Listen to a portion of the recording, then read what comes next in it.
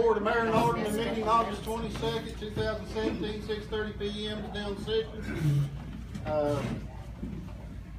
Everyone rise. We've got Pastor Jackson Craig Needham. Is he here tonight?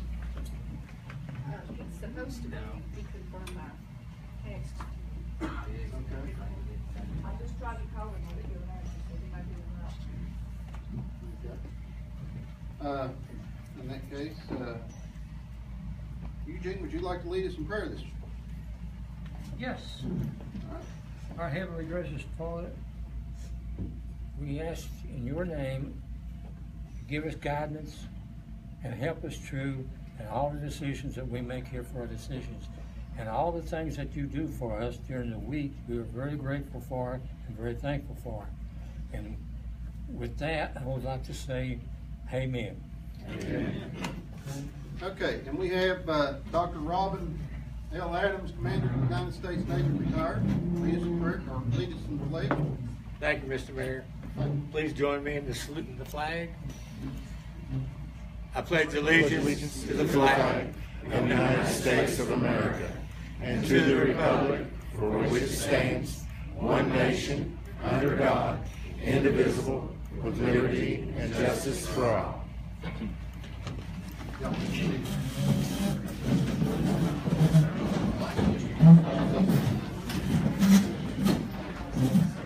Sandy, roll call. Alderman Diane Adams, present. Alderman Eugene Christian, Present. Alderman Maggie Christian, present. Alderman Wanda Davidson, Present.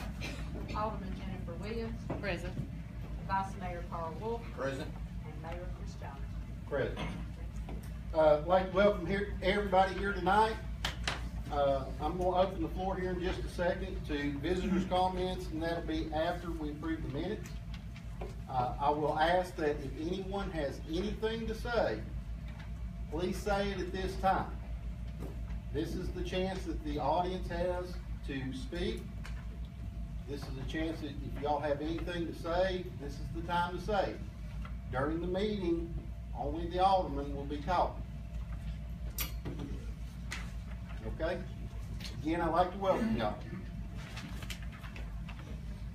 All right. Do I have approval for any corrections for the minutes for the Board of Mayor and Alderman meeting dated July 25th, 2017? I'll make that motion, Mr. Mayor. I have a motion by Alderman Christian. I'll make a motion. And a second by Vice Mayor Carl Wolf. Any comments? All in favor, aye? Aye. Opposed? Motion carries. Okay, at this time, we have visitors' comments.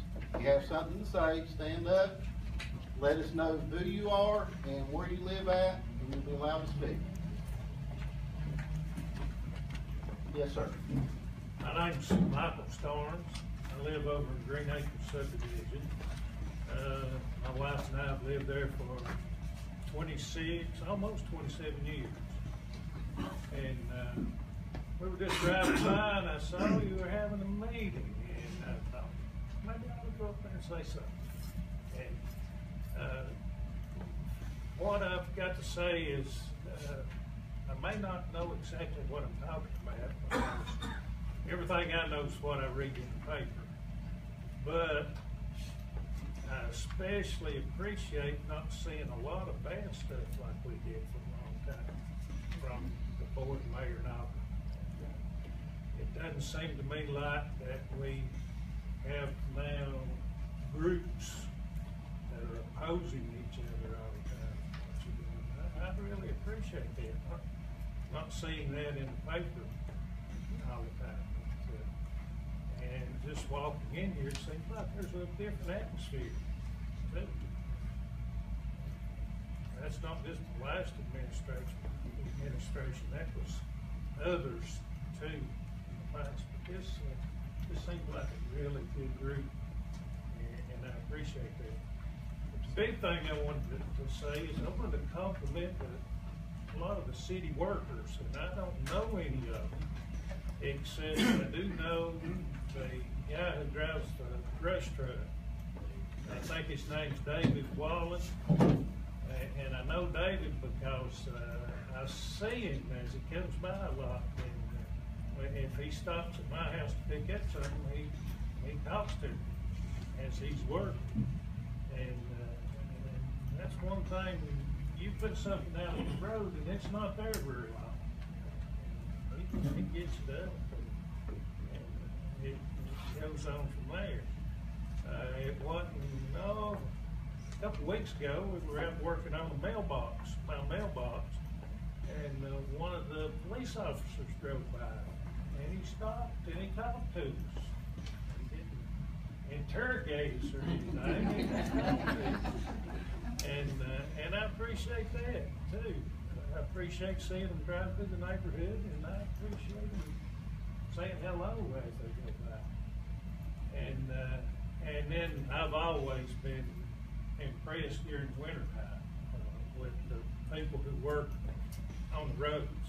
I mean, we never have a problem with roads, not for very long anyway. We clean them up in a hurry. And I just wanted to say that. I've been going to write a letter, and you know how that goes. So I thought when I saw the board out there tonight, I'd just stop and say what I had to say. Thank you.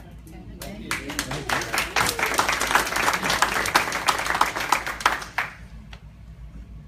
Do I have any other visitors' comments?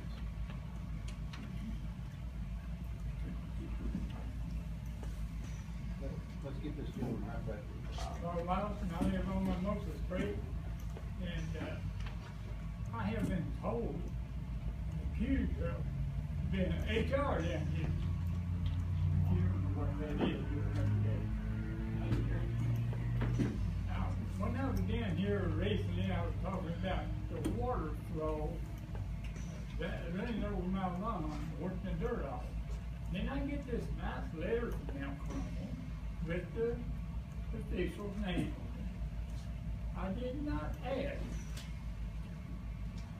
that this city reimbursed me for the work and the material that I put into it, that was furnished to me. Now, there is a law. Let me tell you this. I have practiced law. I mean, up to years. I've never lost a case. I've had cases in city court in Kingsport. I've had cases in Buffalo. I've had cases in Rogersville. I've never lost a case. You say, boy, it's 20, well, that tile above me is still stopped there. And it was done by the city of Mount Carmel. And you can't tell me that the city can go up there and unstop that tile. However, the water, when it does run, that street is elevated 1 inch per foot. So the ditch line is my property. You can't help that, I can do. However, that tile can be unstopped and let the water run through the ditch line like it should be. There's no reason for that. And I'd like to see somebody get up there and unstop that tile. It's not mine, but it's causing my property, damaging my property. Now, there's no attorney or judge either will tell you that if you change the water flow and you're damaging somebody's property, that they are not damaged, they're not responsible. The city did it on both sides of that tile. And it stopped us. The contractors run their line up through there, that new gas line, and they go up from the middle ways of the Budget Delmas driveway, and then run through the sewer line. The city come back up there, digging every little bit, trying to find the leak. And he found it in the middle of his driveway. Instead of putting a slip joint on the sewer line, they took out the whole cotton picking driveway. They fixed it back. And that city's expense. Now, you can't tell me that this town can't go up there and unstop that one tower. That's not asking much. I'm not able. Thank you, Ms. Walker. I'm Ray Jesse, I live 531 Poplar Street. I noticed under old business tonight, ordinance 17458 about the Kingsville Power, is the 5% tax, got anything to do with this? Thank you. I spoke in the meeting prior to this, on the bumpers for the streets, calming devices. We do have a major problem with speeding in many of the subdivisions and streets, some of it partly because of the terrain that we have. We'd like to encourage you to continue that and using what I said in the prior meeting. There are several ways that we can look at, and I appreciate the effort that you made with the test on Walnut, even though it's a little bit higher profile. Continue that, please. Try to find the most economic way to do it. There's so many of the residents and our children who play in the streets. And a car that lost control from going too fast could cause major injury to any of them, and even to homes in the street, in this town, because some of them are sitting in the streets. And I have a great concern. Where I live, we have nice streets, but people speed all the time. And Walnut, I travel on it often, and that is probably one of the worst places in this town to try to negotiate with the amount of traffic that's on it. And thank you all for putting it on the agenda. Any comments? Ms. Livesey. I've got Ms. Livesey recognized there. Bob. I'll start a question. If we have a question during the TCRS, will we be able to ask it at that time? Since it'll The be audience? drawn out? No. If you got any comments on it, now's the time to say it. Well, since we don't all understand it, is why I was asking.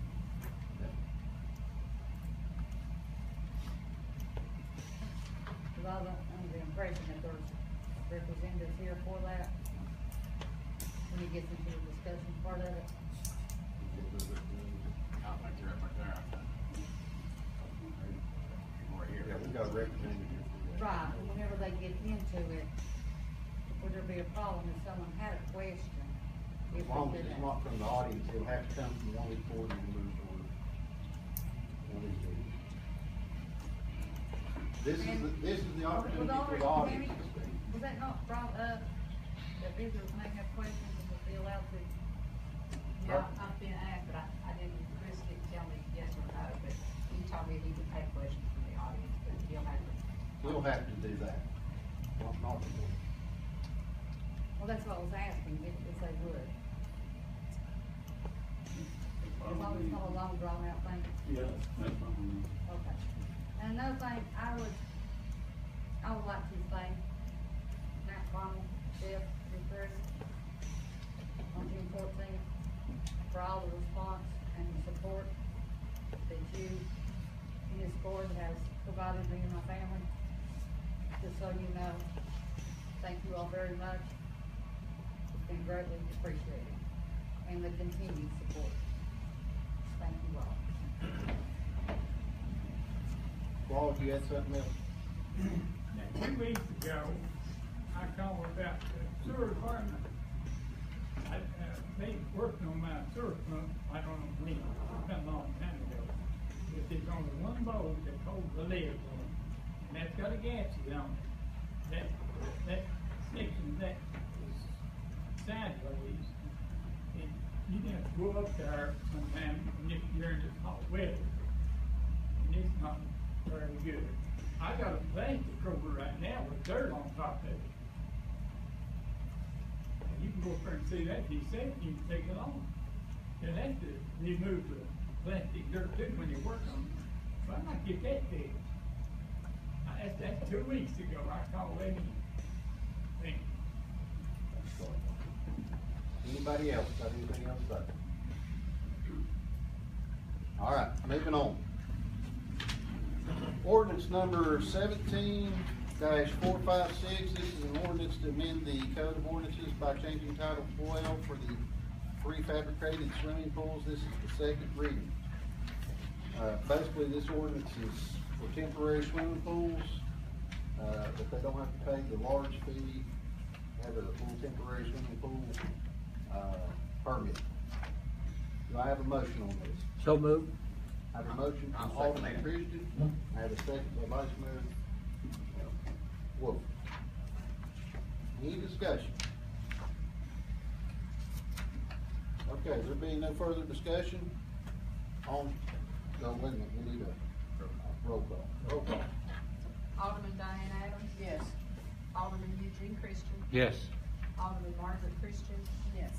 Alderman Wanda Davidson? Yes. Alderman Jennifer Williams? Yes. Vice Mayor Carl Wolf? Yes. And Mayor Chris Jones? Yes. Okay, ordinance number 17-458 is an ordinance granting Kingsport Power Company, DBA AP Appalachian Power and Electric Utility franchise to construct, maintain, and operate a system of electricity distribution and transmission lines and other necessary equipment and facilities for the purpose of transmitting and distributing electricity in, upon, across, along, and under the highways, streets, avenues, roads, ports, alleys, lanes, ways, utility easements, parkways, and public grounds of the town of Mount Carmel, Tennessee, and to fix the effective date of this ordinance. This is the second reading. Do I have a motion on this? So moved. I have a motion by Alderman Eugene Christian. I'll second it. I have a second by Alderman Williams. Any discussion? This is not a franchise fee in this ordinance. No further discussion? Roll call. Alderman Diane Adams? Yes. Alderman Eugene Christian? Yes. Alderman Margaret Christian? Yes. Alderman Wanda Davidson? Yes. Alderman Jennifer Williams? Yes. Vice Mayor Carl Wolf? Yes. And Mayor Chris Jones? Yes. Okay, moving on to new business. Ordinance number 17-457. This is an ordinance amending Title I, General Administration, Chapter 1, Board of Mayor and Aldermen, Section 104, Compensation of the Mount Carmel Municipal Code, and to fix the effective date of this ordinance. This is the first reading. Do I have a motion? I have a motion to open this up for discussion, please. I have a motion by Alderman Maggie Christian to open up for discussion. Do I have a second for that motion? Second that. I have a second by Vice Mayor Wolf. All in favor, aye? Aye. Open for discussion. Yes, I would like to address, I guess, Mr. Peavy or the city manager on this. Could you explain this a little bit better to us? Item 1. Actually, you passed a budget, well, actually appropriation bill in July that had a different kind of it was stated a little different, and this changes it, or actually foresees it down there. So the definition of a meeting in the appropriations ordinance that was passed is different than the one that we actually really wanted to put in there. So having seen that, the definition of a meeting has been changed to reflect what you all have in the handout that was given. If you go to, and the other one, if you go to training, it's not counting the meeting. This broadens the definition of a meeting somewhat, so that it's not solely meetings with a quorum of the full board, but if you're acting in a manner of town governance for city purposes, yeah, then it would qualify as a meeting. It isn't. It's still isn't really clear, the definition. I'm just saying. Well, compared to the other ordinance, which was very narrow, this is just It's not as broader, clear. yeah, which is what we had wanted to have happen. Okay. Because there's not really a way to fit in every potential instance that, every possible scenario it would be, how it belongs. So this is just a way to broaden that definition without becoming cumbersome. To me, the confusing part, if you will, is it just states that, directly relates to their duties. Well, we are aldermen and the mayor. Everything we do in town relates to our duties. So, I mean, if you're gonna take it on a broad sense. But everything you do is not a meeting. I mean, you're not in a meeting of any sort at all times. But a meeting is in quotes too. I don't know, why is it in quotes? Because that's the term that we're trying to Define. Because you're paid by meeting, basically. So, for instance, meeting with the representative for the ADA Commission, when you all undertook that responsibility, that would be directly related to town government. All committee meetings, I understand. Yeah, exactly. But we do other things that, well, like we went to the Holston 75th birthday celebration. We were invited to Holston to come as alderman and as the mayor. Right. But to me, that's not a chargeable thing. Right. But it could be interpreted on here as being, because we were there as the mayor and alderman. You see what I'm saying? I mean, specifically, that's why we were there. Yeah, I understand. Yeah. But was it related to town governance in any way? No. We are, with Holston, yeah. I don't think so. I don't think It's Very more- much so. Did it involve town policy in any No. way? Not policy, no. Then It's sport policy. Then it likely wasn't related to town No. governance, Right. which would preclude it from falling within this. Okay. It's just another thing to attend.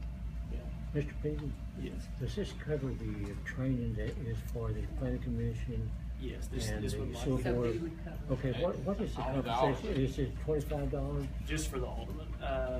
Yeah, it's just for the. Yeah, 25 because it would be considered another meeting and not a board. This is meeting. what you had done in the past, or how they paid in the past. Okay. Because, well, right now is, you have to send people for training. Right. And if you have a member, say like Mr. White over here. But we don't have compensation for that yet. We don't have They any can be paid compensation for. for them. They can be reimbursed for their travel at this time for the planning commission. And we haven't passed an ordinance to deal with that No, yet? not yet. Okay. No. Okay, this is strictly board mayor and all? Right. Yes. Okay, okay. I have a question. Yes. It says in, second, let me just read it. The compensation amount shall be received by the mayor shall be $200 for each regular schedule and special call board meetings and $50 for other meetings which represent the town.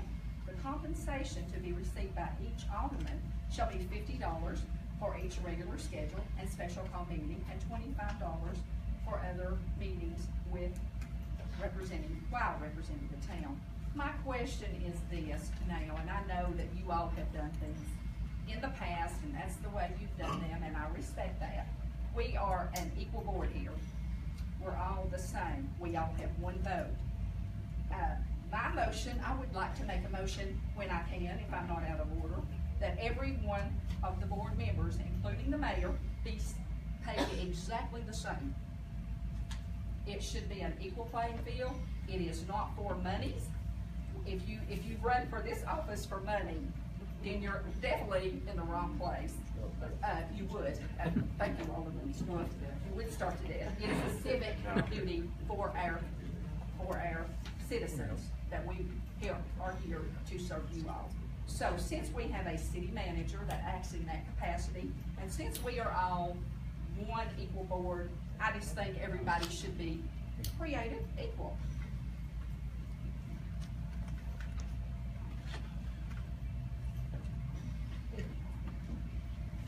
Can I say something? That's up to the board, so it's not me. A long time ago, this was brought up about the pay and stuff. If this board was to say, let's vote for equal pay for each one on this board, nobody on this board at this time can get paid until the new election, way I understand that. Is that not correct, Gene? You remember we voted on what's before? I think that's correct, yeah. If you vote for a pay raise for all, or mayor, or increase, or you gonna call it, is that not correct? Right, you can't, it wouldn't change. We can't give ourselves an increase. Right. Okay, for the next election. At the next election. I mean, they just giving an actual equal pay. I don't think it could It can't be diminished either. No, yeah. Not until the next election can it be Right. diminished. Right. Yeah. Just my view. Thank you for listening. And the reason, just to clarify, the reason that we're passing this ordinance is because when the audit was conducted, the most recent audit by the comptroller's office, one of the big questions they had was how we determined pay for the board members and the board mayor and alderman members. Because we didn't have an ordinance on file that actually outlined this. It was in our budget documents.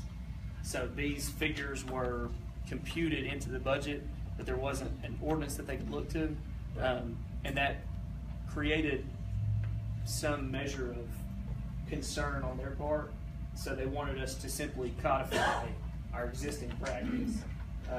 But we had to, work pretty hard to make sure that they realized that this was a long-standing practice and that these numbers weren't just made out of whole cloth, but were actually being voted on and determined by the board. So that's why we're even passing the ordinance in the first place. Okay. And then what you're saying here is, anytime you're dealing with funds, the way I understand it, regardless of what it is, most of the time you have to have an ordinance in place before you can do that. It's either collecting it or doing a situation like we got right here. Well, yeah, if it's money thing, if the comptrollers are looking at it, most of the time you better have an ordinance. Or you have to have it backed up in your budgetary documents. That's the other question. Because they had stated that because it was in our budget, it was fine.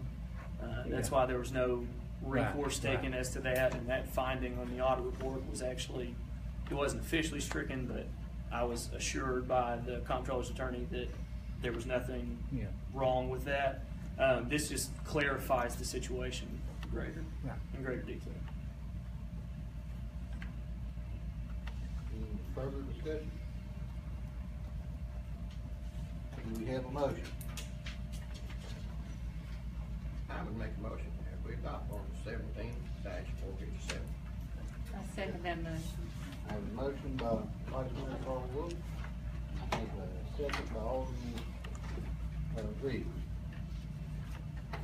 Roll call? Alderman Diane Adams, Yes.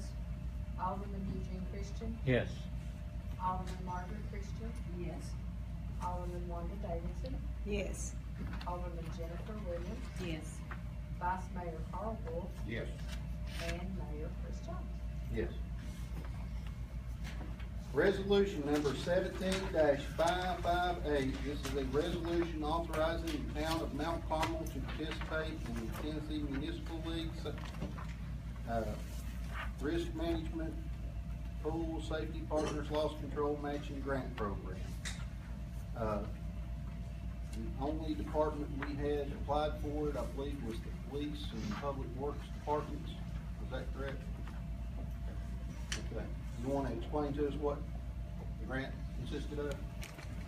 What it is TML offers a certain amount of money up to a certain level to reimburse you for costs that basically helps with the risk management.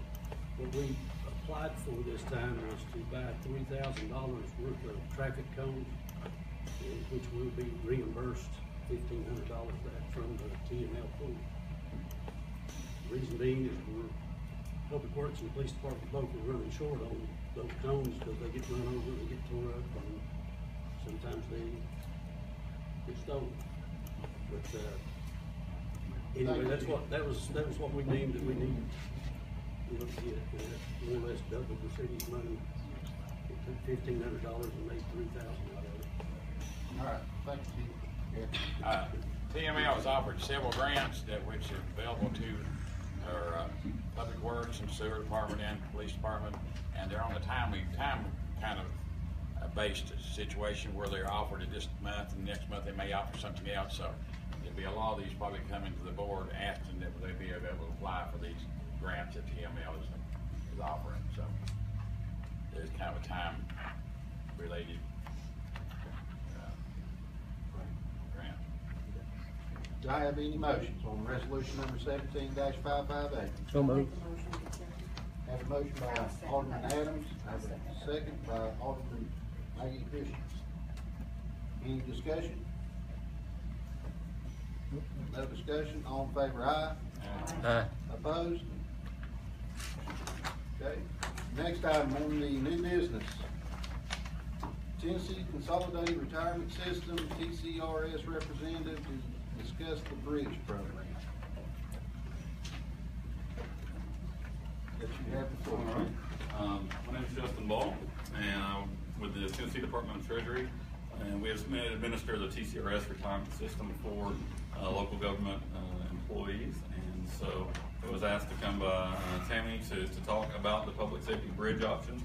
And essentially, it is an enhanced benefit for any public safety officer, should you choose to adopt it.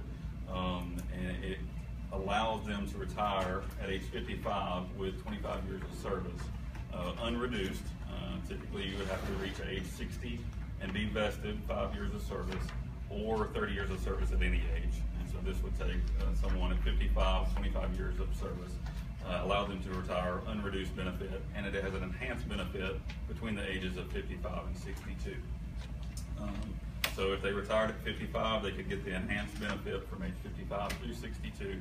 It would stop at that point, and the idea behind that is that Social Security at that point could kick in and help bridge that gap. If they retired at age, say, 57 or 58, it would start at that point, the enhanced benefit, and go through only through age 62. It does not go past age 62 at any point. So basically, what it does is it adds point for every year of service that an employee would have. It's 0.75% times that years of service, and then multiply that by their average final compensation, which is the average of our highest 60 consecutive months of service. And that is the additional bridge option that they would get in addition to their regular TCRS benefit. And so the idea behind it is it allows the public safety officers to retire unreduced and get an additional benefit for their service. There are some regulations that require that they retire at a certain age. So at age 60, there is a mandatory retirement. That's it. Once they hit age 60, they have to retire. They can, if they're the chief of police, there is no mandatory age.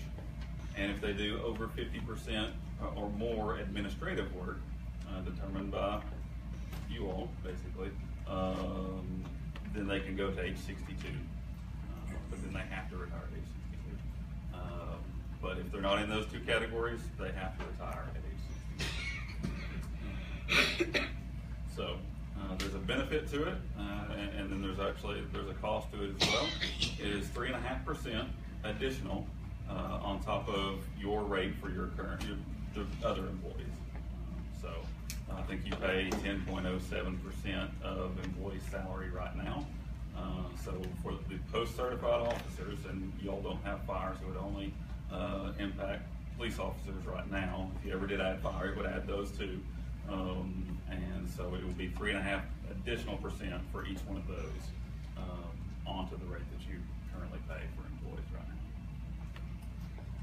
And that's continual, going forward. You always have a TCRS rate. It's always, I don't want to say it's always going to be 3.5%. That's what it's been for the past 10 years or so since we opened this up. It has not gone up, but there is a possibility that it could. I would say right now it's unlikely that it would, given that it's been the same for the past 10 years, but that is a possibility as well.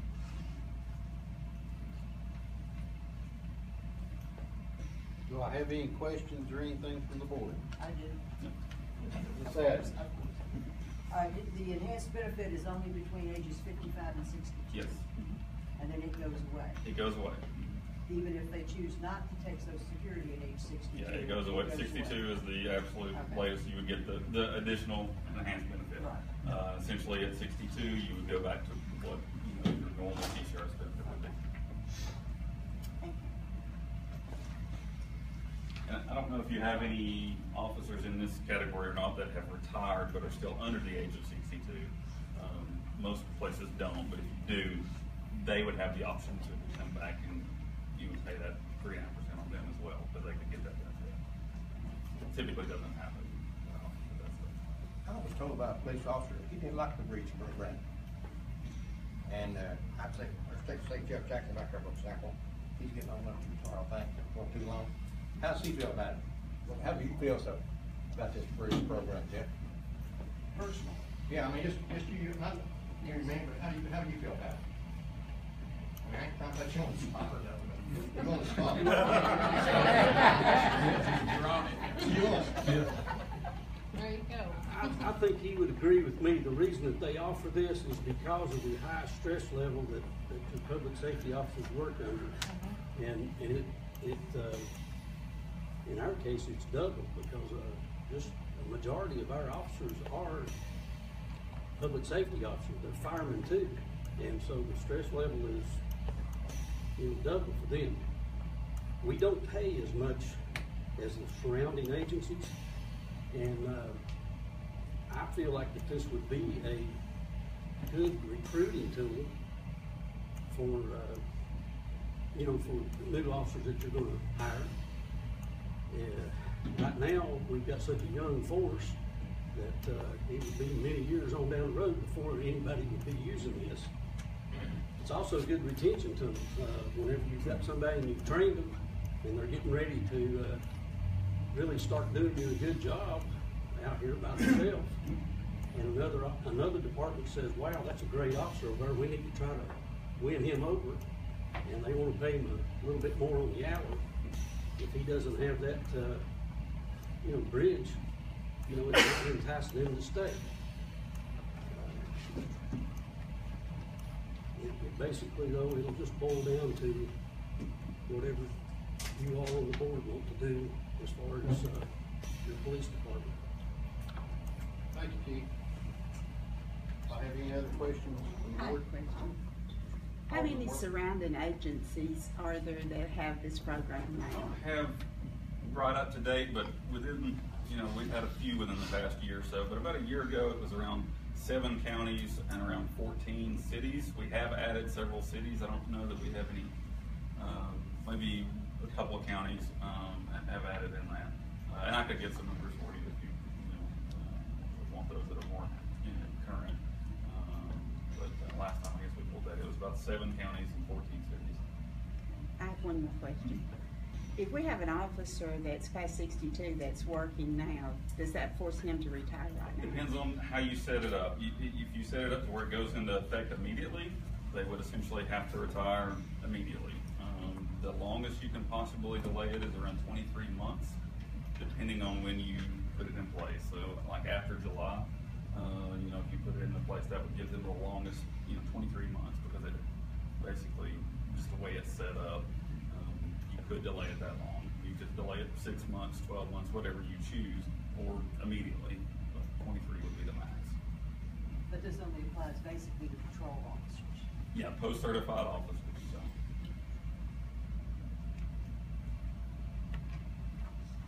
Any further questions? Any further discussion? Thank you for coming and giving us the information. Was there, did you? How much money, is it gonna cost our town with your program? So for that, it's 3.5% of their salary for each officer that would be getting it. So, the officer has to pay? No, The town? no, the town. Let's just round it off, say $20 an hour. Well, I don't know if you have payroll, it's 3.5% of their Plus our salary. 10.02. Yeah. So 3.5% on top of the current, so 13.57 of their salary towards the retirement. 10.07 of that is normal, and 3.5% is what this program would help. So What's the current enhanced rate? enhanced rate. I'm not involved. If you retired early, If you retire early, so if you don't hit age 60 and vested, or there's a reduction factor on that, and it's 0.4% for each month that you retire early. So whether that takes you 0.4% for each month under age 60 or under 30 years of service, either way.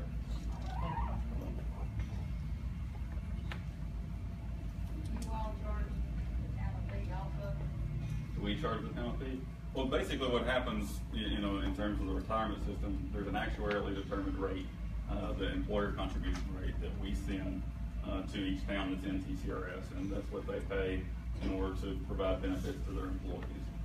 So a third-party actuary determines that rate based off number of employees, how close everybody is to retiring, life expectancies, tons of information like that.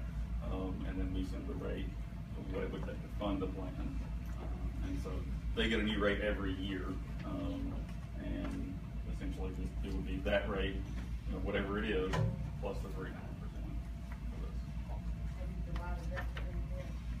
Provided that they, yes. Right, y'all, y'all got the PowerPoint, right? Yes. Yes. Okay. Just to clarify, right now the city is paying 10.7% of everybody's salary in the retirement system. But the 3.5 that you're talking about will only be applied to the police officers' salary. It won't be applied to everybody's salary. Any post-certified officers.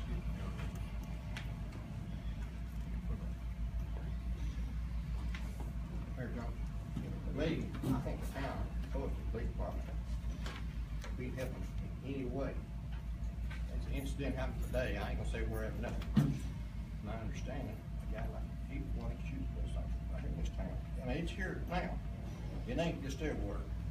And we do not pay the officers enough money to make a keen sport. I appreciate the work they do. If we can help them, I think the board owes it to them. I know like Isabel, they make too much money, you hear that comment, but they take their, they risk their life every day for this town.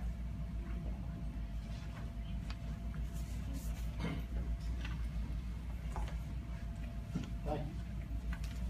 All right, moving on into new business, BLS representative, oh, I'm sorry, Pat Hardy. MTAS, discuss forms of government. Sorry. Well, thanks. I think I know most of y'all, but there's one or two that I don't. Pat Hardy from the Municipal Technical Advisory Service, which is an obscure division of UT. And I was asked to come talk about the differences in the strong mayor and the council administrative form of government. So I'm going to make it short and sweet and then try and answer any questions you might have. One thing that you do need to know, you all operate under the general law mayor aldermanic charter. And you may know that's about the only charter in the state that authorizes you to change your form of government by ordinance. That's actually a big deal for people in this profession. Imagine if you were considering, if you had a council manager form of government and I was going to move my family from, I don't know, Loudon, Tennessee, up here to be your city administrator. It's a real challenge for me to do that, knowing that you could change your form of government with the passage of an ordinance. Most towns, you have to change your charter in order to change your form of government. So that's a little bit of a caveat that plays into considerations about changing your form of government. I'm a real big believer in form of government because form of government over time produces a very predictable outcome over time. It also lets everybody in the workforce know who's responsible for what, and therefore also who is accountable for what. So I'm a believer in form of government and structure. So this is an extremely important conversation. So I'm going to give you the down and dirty, short and sweet version of it today, and then answer questions for you. I hope I made enough copies that we don't have to share. I did. This worked out good. And this, okay, on the first page, the strong mayor form, basically, the citizens elect a board, including a mayor. They usually elect the mayor at large. And the mayor supervises the day-to-day affairs of the city, period. So the mayor is the chief administrative officer, okay? A couple of challenges associated with that form of government. You can have, and the state of Tennessee has had an enormous number of absolutely fantastic mayors. By fantastic, what I mean is that are able to administer the day-to-day affairs of the city. Not that they're fantastic people or fantastic leaders. That's not what we're talking about when we talk about form of government. Fantastic administrators. But that position, that's not the only thing they do is administer the day-to-day affairs of the city. They also do policy, gavel meetings, provide all sorts of leadership and strategic focus for the city, all kinds of other things. There have been a bunch of mayors that have not been the best administrators either. Of course, that's subject in the strong mayor form of government to the democracy. The democracy works over time beautifully. At any particular time, it might not work as well. I'll give you some examples. There's a town not that far from here, a number of years ago, had an election and 4 or 5 really good people ran, canceled each other out, and a person who had absolutely no interest in being the administrator was elected strong mayor. They immediately fired the entire workforce, sued a neighboring city. It was the closest any city I've ever worked with came to bankruptcy. There was nothing anybody could do about it until the next election. Got that person back out of there, changed a couple things in their charter so it couldn't happen again to protect themselves. But here's my point. Every once in a while, for whatever reason, the democracy doesn't produce the exact best outcome on the administrative side. So that's a challenge with the strong mayor form of government. That is somewhat countered by one characteristic of the strong mayor form is it tends to be more responsive than the council administrator form of government. Council administrator, the administrative side is usually run by a trained professional that's trained in city management. So their focus is efficiency and those sorts of things. They're not from your town. They're an efficiency person. It's the kind of corporate form of government. It's the same thing as, I don't know, General Motors has, basically. So that efficiency sometimes gives way to being responsive to what the citizens want. Citizens want a certain outcome. They don't all want efficiency. Some of them want other things. And the strong mayor form of government tends to be more responsive because the mayor is always from here, elected here, has had to reside here, and so forth. A hidden problem we encounter with the strong mayor form of government is that the mayor focuses on the administrative apparatus. They're in charge of the day-to-day affairs of the city. Well, that's usually then to the exclusion of the bigger long-term policy things that a council also needs to focus on. Where are we going to be in 20 years? How are we going to get there? What services do we want to provide and at what level and to whom and when? All those kinds of larger questions. They don't get addressed as well under strong mayor form of government because the council and the mayor have other things to focus on, mostly administration. So there's the give and the take on the strong mayor side. On the council administrator side, it tends to be less political. Who you know doesn't drive as much of the system as what you know does. That's built into the reason you hire your administrator. Usually the administrator, and in your case with your charter, the way it would need to be altered by ordinance to provide for the council administrator, the administrator works at the will and pleasure of the board for it to work correctly. If the administrator is not doing what you hired him or her to do, you need to get rid of them. Do not live with them. This form of government does not thrive when you live with an administrator that doesn't do the job for you. So if they're not doing the job, it's incumbent on you to get rid of them. It also, one of the criticisms of the council administrator form is it requires a very proactive mayor and to a lesser extent, a proactive council. Here's what I mean. You have an administrator who's here day to day to day. The public, if they come into City Hall and they have a problem, the administrator's available. The mayor might be working or board's got jobs. Fast forward 5-10 years, the administrator is the one that a lot of people encounter. And the administrator is the one that's perceived that is associated most with the city, rather than the mayor or the council. The form of government will not survive if that becomes the case. One of the best examples of this I can think of was Elizabethton a number of years ago, had a great board, a really proactive mayor, And any issue that happened that was policy related, someone on the board made themselves available to talk to the press, to meet with the public. So when they had rate increases on water, the board took the bullet. They didn't leave it to the administrator. And that's how that form of government has to work. So it requires an interaction between the administrator and the board. It's a little bit different than you would have to require under the strong mayor form. I did include for you also some pertinent sections of your charter. Basically the two sections, here again, by ordinance, you would specify which duties you want in the office of mayor or board, and which you would want in the office of city administrator. I have worked under a council manager form of government as a city manager, and I've also worked under a council administrator form of government, which is provided for here. The council administrator form of government is a little bit different than the council manager form like you see in Kingsport or Johnson City or somewhere. The council administrator form, usually the board retains some administrative authority. Usually it's hiring. Sometimes it's firing, but I don't recommend that. But usually it's hiring. Development of the budget usually occurs in the office of the mayor still. You have a higher purchasing limit that you would allow your administrator, a lower purchasing limit you would allow your administrator to purchase on before coming to the board than you would if you had a city manager. So there's some little subtle differences between the council administrator and council manager, but they're important differences as they dictate who's responsible for what, who has what authority. I've worked under both forms and I like the council administrator form.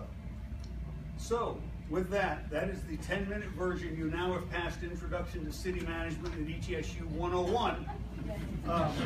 But like a good professor would do, I'm not a professor, so, but I would like to answer any questions that you might have or thoughts.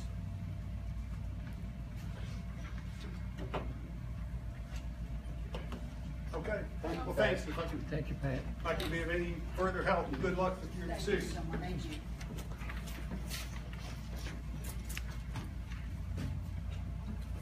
Okay, DLS representative to discuss handheld radar units. Chief Jackson? This is Mark Hutchinson. He's with Blue Line Solutions. We've been talking to the handheld photo enforcement speed program. You can see that the majority of the complaints coming from earlier out of this room was about speeding and from all the different sections of the town that these people represent. And we're facing a lot of challenges, and this is one of the solutions. He can explain to you what the program is, what he offers, and I can ask any questions.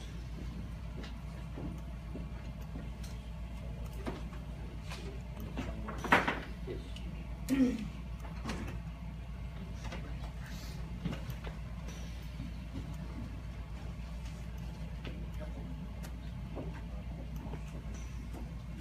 Good evening.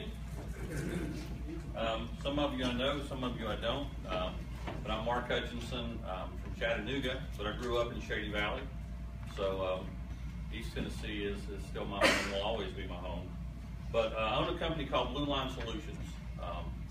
And we're a law enforcement company that specializes in technology.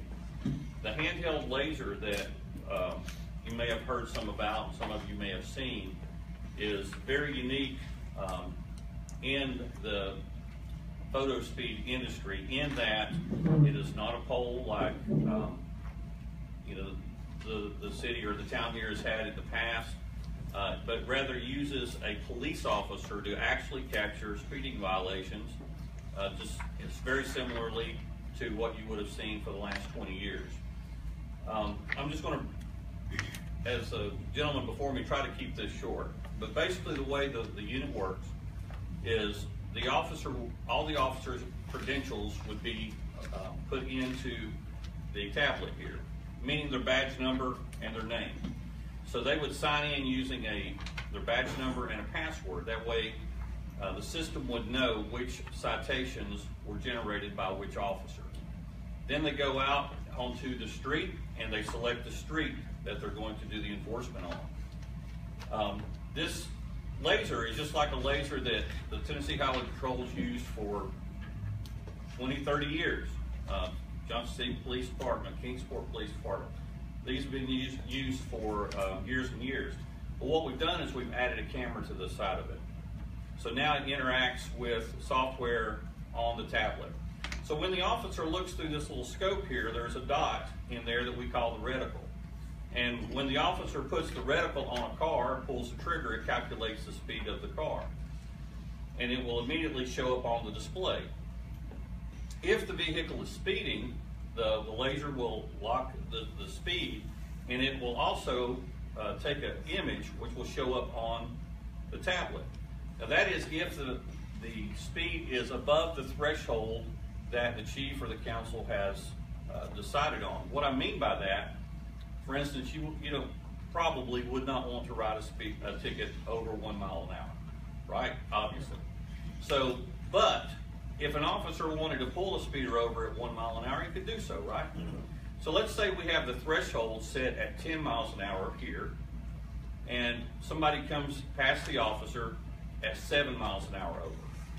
The laser will lock the speed, and the officer can go pull them over if they want to, because they're going 7 miles over the speed limit. But the laser is not going to capture an image because it didn't meet the threshold of 10. If a car comes back past the officer at 11, 14 over, or whatever, then when the officer captures the speed, obviously it's above the threshold of 10, and will capture an image similarly to the camera that you had before. It will capture an image of the vehicle and to include the license plate. One thing that it does, though, that's very unique is because it is a laser, it uniquely identifies the particular car that the officer has captured. A laser is a beam. It cannot, and it can't be wrong. It's 100% accurate. So on the citation that the person would receive in the mail, there will be a little red square indicating where the laser contacted the vehicle. So if since this is a 4-lane, for instance, if there were 4 or 5 cars in the picture, this is how we can prove that particular vehicle is 100% for sure the one that was captured. But if the officer wants to pull that car over and write them a good old-fashioned ticket, they can still do that. So it provides what we call the opportunity for hybrid enforcement. We're not trying to stop the officer from doing what they do every day, making traffic stops and what we call looking beyond the ticket for other violations. But this gives them the opportunity or the ability to work more efficiently. So 33% of officers killed in the line of duty are killed on traffic stops. And if you want to reduce the likelihood of having an officer killed, this is another efficient way to do that, because if, for instance, that officer would have made 10 traffic stops today, perhaps he only makes 6 and uses the photo enforcement to capture the rest. So at the end of the shift, the officer would have a number of violations that he's captured on the device. He would simply come to the agency and connect to the wireless internet here in the building and hit transfer. The data would transfer to our office in Chattanooga, Tennessee, where we would run the registrations of the vehicles and determine the owners. Once we've done that, we will send the data to the chief or one of his designees for approval. So if there were, 15 or 20 violations, and the chief's looking at one of them and he says, hey, this pickup truck's got a ball hitch on the back of it, and I can't see if that's an N or an M. I don't want to approve that one. He can deny it. He can decline it. So the police agency has the ultimate 100% approval authority for the citations that are issued. Once the chief or his designee approves those citations, we'll mail them out to the violators on behalf of the city. Once that's done, then the violators get those in the mail, and similarly to the programs in the past, they have 3 ways to pay the citation. One is through check or money order in the mail. The second is by calling a 1-800 number and paying over the phone with a credit card or debit card. The third way is to pay over the internet. At the end of the month, the city will receive a revenue report that will say this many images were captured by the officers, this many citations were thrown out during the approval process, as I described a minute ago, what we call a spoil. This many were issued, this many were paid, this many were left unpaid, this is the amount of money that was brought in, and this is the amount of money that's owed to the city, and the city would receive a check with that report. Now, one thing that's unique to our company is that because I'm a former law enforcement officer of 16 years, I understand that if you put an officer out on the street that to run laser, he's going to be out there a few minutes and he's going to get a call and he has to go answer the call. So he gets done with the call and he tries to go back and run laser again and he gets another call. So he's never able to stay out there. So what we do is we provide what's called an officer reimbursement program that's similar to a grant from the Governor's Highway Safety Office, which is where I used to work. And so in addition to the revenue check that the accompanies the report that I just talked about a minute ago, you would receive a second check. And that check would be for the hours that the officers worked for the month previous. So what we would ask is at the end of the month, the agency would send our company an invoice. And when we do that report, we would include that amount on that report and send a second check. They're broken out in two different checks for audit purposes, and one for the revenue and one for the officer reimbursement. So ultimately, the program ends up costing the city or the town absolutely nothing. But what it does do is, because we are providing the extra officer out there, the extra officer reimbursement, it ultimately gives you an extra officer on the street anytime this program is being ran. We saw this I have a bunch of success stories, but one was in Girard, Ohio, about 3 months ago, where an officer was on an overtime detail with our unit, and he was just out running laser, and dispatch gave the on-duty officers a domestic call to a man with a gun. So, and the second officer backed up the first officer, and they got to the residence, encountered the guy. He did have a gun. They got into a foot pursuit with him that turned into a vehicle pursuit, and he got away from him. They put a bolo out for the vehicle. So the guy that was running our laser had decided to make a traffic stop because somebody came speeding by him. While he was on that traffic stop, this car came by him that they were looking for.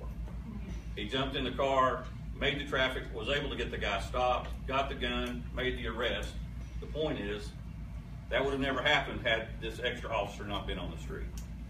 And that's what I feel very good about, is being able to allow more officers to be on your street at ultimately no cost to your community.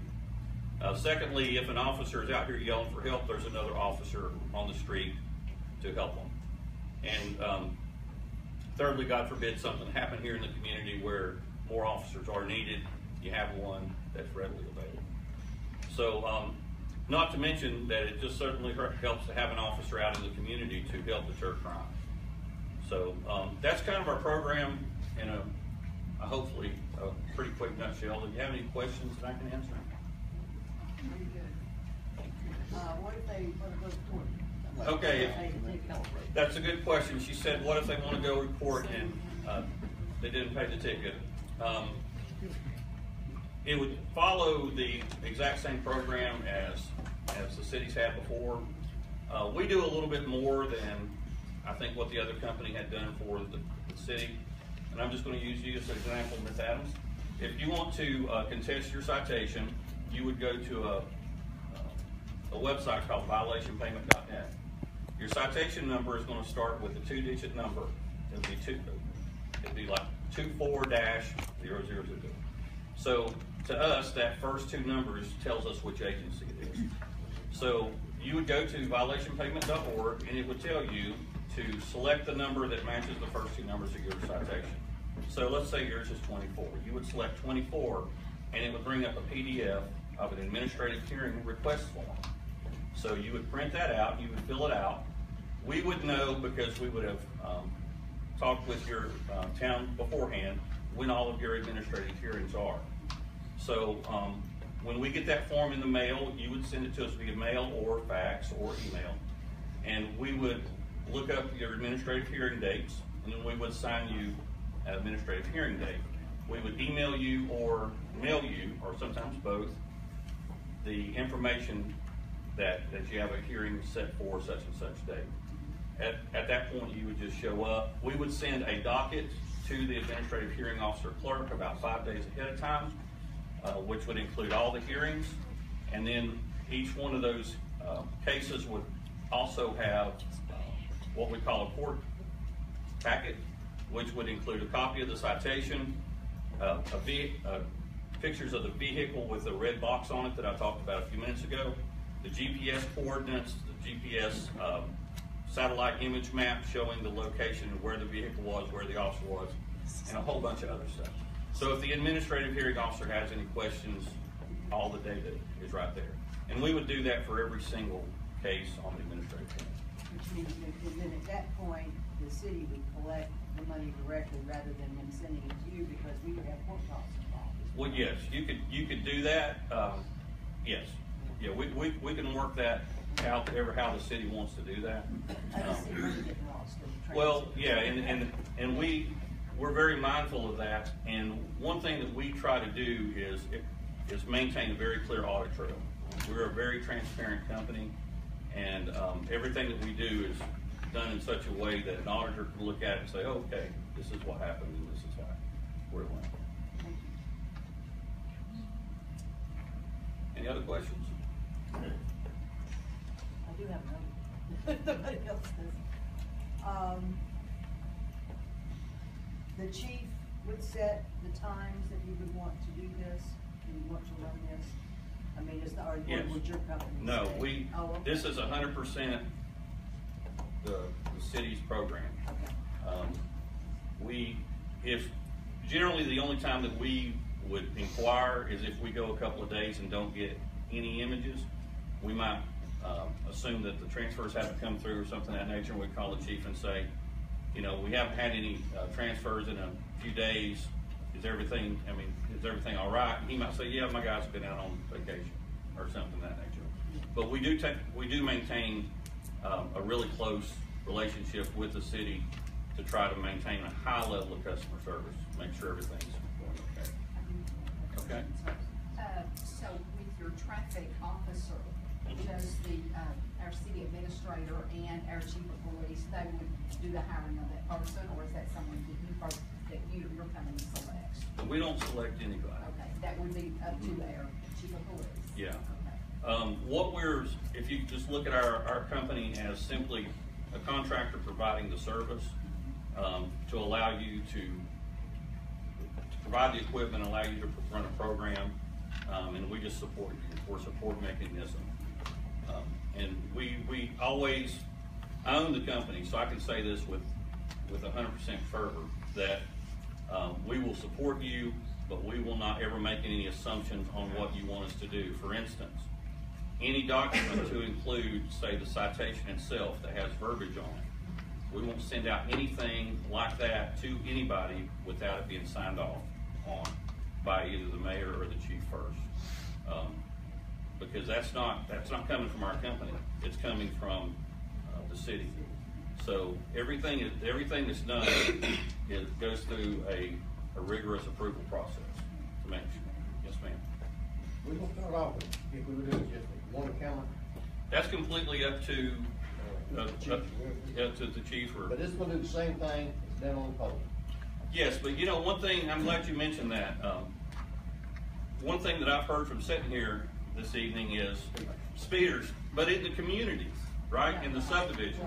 It's not out here on, I haven't heard one person talk about the 4-lane, right? It's awful. I mean, I know, it's awful, but that's not what people are concerned with. They're concerned about people flying up and down in front of their homes, right?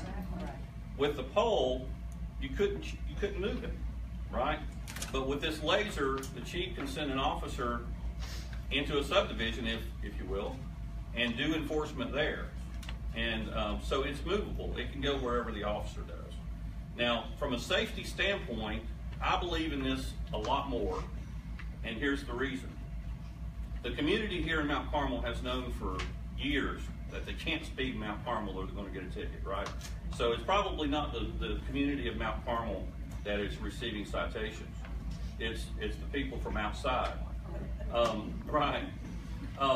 But if we put one laser into a patrol car, then the people traveling through here doesn't know which patrol car it's in, right? So now every patrol car becomes a little bit more of a deterrent to speeders. So it does reduce speeding. In Girard, that's that same city I talked about a few minutes ago, in 2015 to 2016, they saw 100 fewer crashes in 2016 than they did in 2015. And the only thing they've done different was implement this program, actually with fewer officers. So it does have a very positive result. It doesn't work at any speed, like on our 20-mile-an-hour limit. Right. Okay. Yeah, and that's a good question. When an officer goes onto, and I'm just going to make up a street because I don't know what they are, but Pine Street, and if it's a 20-mile-an-hour speed zone, that might be set for, say, 31 miles an hour threshold, right? So the officer can't change that. That's been set by the chief, right? So when he goes out there, if he wants to pull somebody over that's going 26, he can. But to do the enforcement this way, they'd have to be going, in this case, 31. There was somebody down, okay. I have two questions. Sure. The first one is on your equipment. I know internet is fickle. You send it and it may get interrupted. Is it still saved in the box so it can be resent? Yes, that's a good question. It's all the images will be saved for, I haven't seen one fill up yet, years and years and years. My second one, you mentioned that the images that are sent can be sent back, and if there's, say, 10 sent, and they're sent back and 3 are called, does the city pay for the 10? Oh, no. Or the 7? No, the only thing that the city pays for, so to speak, and that's just through a share of the citation revenue, is the ones that are paid. So the 7 that come back should be paid. Yeah, if the 7 were paid, then that would be the case. And on 3, there's no cost whatsoever. You understand this pretty well. Any other questions? Yes, sir. I'd like to know how often is that calibrated? That's a good question. In Tennessee, generally, most agencies calibrate actually send them back to the factory once a year for calibration. Here in a lot of cities will have somebody come around and do them, radars and so forth. This one will be actually calibrated by the company once a year, but every day that calibration is checked. So when the officer first goes out to use it, he'll go through a calibration process on the unit, and it actually logs a history that officer did that. If there's anything wrong with the calibration, he won't be able to use it. So if it has to be right for him to be able to use it. I see. You mentioned that the officer, that we will get reimbursement for that officer for the time he's using it. Right. Where is that money coming from, and what's the time limit? Well, there is no time limit. The money comes from our company. So the basis of your last program and this program and many others around it, like in the country, is there is no cost to the community for the equipment or anything. The citations that are paid the citations that are paid, that revenue is shared between the city and the company, and that's how we make our portion of the dollars. But what you're asking about then would come from our company back to the city. It doesn't come from the city's portion. And the reason we do that is because without that resource of an extra officer, many times the chief wouldn't have the resources to do this type of enforcement. And this program, I used to be the law enforcement administrator for the Governor's Highway Safety Office here in Tennessee, and we administered a lot of grants to law enforcement for DUI programs, click it or ticket, you know, and so forth. That's where this came from, because I learned that without the resources of an overtime grant program, that many agencies don't have the resources to do traffic enforcement. So we use that. So we that use tool. a grant? I wouldn't call it a grant. We call it a reimbursement program. Some agencies call it a grant, but there's no cost for it. The city will never receive an invoice from the company for any reason whatsoever. But it is based on the amount of hours that the officer is out there, just like a grant reimbursement would be done. Yes, sir. I know one thing that I think you missed.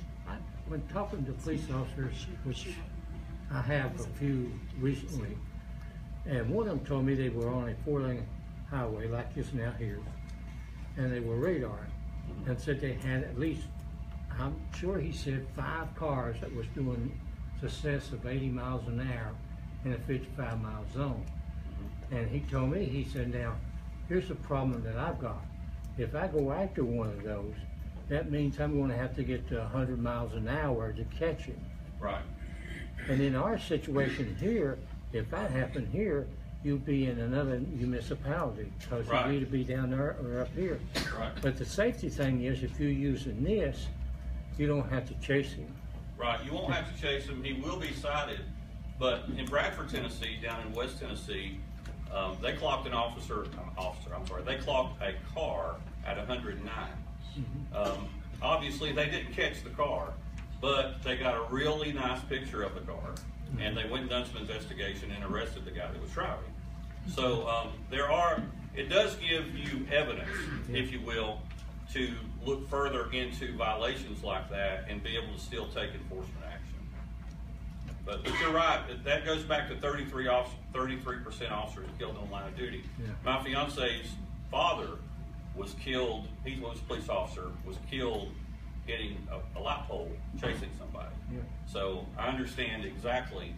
Well, just like he What said, you're you never know when somebody's going to pull in the lane in front of you. That's right. Right. Even though you got your blue lights on and siren going, you still got people that does that. That's right. It's a huge officer safety issue, and we like to think that this helps keep officers alive a little longer. I don't know if you all remember when over in Johnson County when Alan Lipford was killed in the line of duty, 1991. Both David Shepard, who was here with me, and myself were working there at the time, and you know, we were not a part of all that, but we were involved in all that, and the manhunt and everything. So the reason the name of my company is Blue Line Solutions is because the blue line represents the line between good and evil, and that blue line represents the tribute to fallen officers. And so when it comes to doing anything that we can do to stop people from dying on the highways and protect officers at the same time, that's the reason that we're doing what we're doing for a living. What are you talking about speeders? I'll finish up right here. What are you talking about speeders? I live over on Brookshire Hill, McCracken Lane, Redwood. I'm on that main street, and I'm out there a lot. So I've noticed this. You have about 80% of the people that comes through there that lives on McCracken or up in Brookshire or down Redwood. Most of them are doing this, the speed limit. But you got about 20% of that, and that's 1,004 cars every 24 hours. You have about 20% of them, which is over 200 cars a day that comes out that street and goes down through there. But I've noticed too, most of them are not residents of Mount Carmel, just like you said. The people up in our subdivision, they come through there at a reasonable speed. Right. Well, that's usually the case in just about every community that we go into. It's the people like myself that are driving through your community that don't obey your speed laws. Well, that's one thing about this one being movable. Right. You can be over in a patrol car or some kind of vehicle, and you still can do your job. Right. Well, thank you so very much for having me. It's good to come before you. Thank you. I do notice that you all have a contract in your package. I I know John needs to look over it. That, Can you speak up, Mayor? I said, I do notice that y'all have a copy of the contract in your all packet. I just asked John there shortly after what the note was about, was if we did take action on that, because it does say discussion in our packet. He said we can. He would recommend that he be able to look over this contract first. Do I have a motion to go with this contract with the recommendation he looked over it? Yes, I'll make that motion. Okay, I do have a motion I'll by second. Alderman Christian. I'll second. I have a second by Alderman Adams. Any other discussion? Okay, let's do roll call on that, please. Alderman Diane Adams. Yes. Alderman Eugene Christian. Yes. Alderman Margaret Christian. Yes. Alderman Wanda Davidson. Yes. Alderman Jennifer Williams. Yes. Vice Mayor Carl Wolf. Yes. And Mayor Chris Jones. Yes. Okay. Discuss the CDBG grant application for the wastewater treatment plant. I want to say that we had a tour, the utility board went over it, and toured the wastewater treatment plant. It's coming along really nicely. There's been a lot of improvements made. Jim's got a plan to get the plant back up to where it needs to be with the CDBG grant, taking care of a lot of the issues, correct, Jim? Would you like to discuss those issues with us? Or what the CDBG grant's gonna do for you? We're applying for $500,000, and if we're granted the grant, that's what we'll have to spend on the updates at the plant. This is basically correcting things we need to update, make better, and get rid of some problems, right? Well, no, it's getting new equipment, that's what it is. Right. So we're getting our grinders ahead of the plant, so we'll pull all the solids out, and then we will change 2 of our basins. They won't even be the same as they were, they'll be 2 completely new basins of a whole different treatment process. It's some front end pre-treatment, things we're looking on there that will help our treatment plant operate better with when we clean out the solids. Is that correct? That's what we're trying to do. And one of them is maybe a rotary bar screen, which will collect a lot of solids. That's what we're looking at. The engineer's not even looked at it yet, so I don't know. But it is some kind of treatment to address that problem. That's what we're wanting. Okay, do I have a motion? I make a motion. Okay, I have a motion by Ms. Alderman Williams, and I'll note that she is also the member that sits on the utility board. I'll second that. I have a second by Alderman Christian.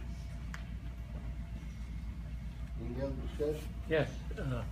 Does this grant require any matching funds? Yes. Okay, what is that? It's a 25%. 25%. It's a 25%. In other words, you pay 75 and you get 500. Sounds like a good deal to me. Yeah. Yeah. Very good deal.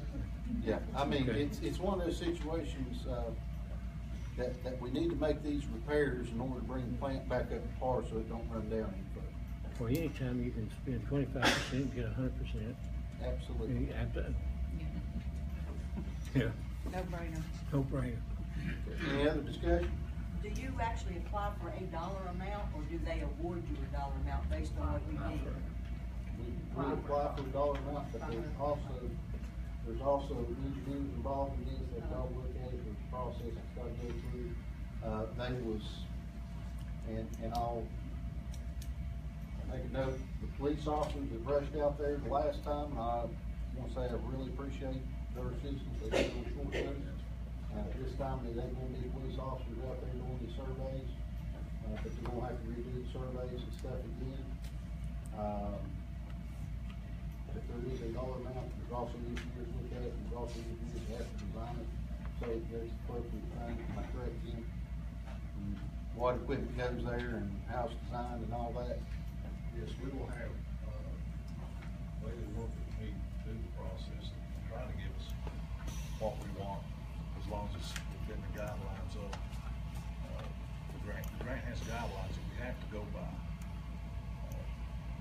have to do a survey of the community, and it has a lot to do with your income of the community and the other people you Be a survey, we have to have a public meeting. and then the farmers meeting, and all that goes, it's a whole lot to the process, it just, right now, we're just trying to get started. Right, and then We have a deadline on getting it started. If we Yeah. don't get it February started is- before next month, then we'll be unable to apply for the grants. Yeah. We'll be rushing We'll like we behind. did last time. They need to get, don't they have to get in by February? Any further discussion? Okay, I have a motion and a second. All in favor on us applying for this community development block grant? Aye? Aye. Any opposed? Motion carries. Good luck, Jim. Okay, I've got, the next item is discuss employee health insurance. I think I'll make a motion that we open this up for discussion. Okay, I have a motion by Alderman Maggie Christian to open it up for discussion. Do I have a second? I'll second. I have a second by Alderman Diane Williams, or Diane Evans. Change my name. I did, didn't I? That's not what changed my Don't be mad. personality. I'm watching Very good. All in favor, aye? Aye. Opposed? Okay, floor's open for discussion. Didn't we already vote on that?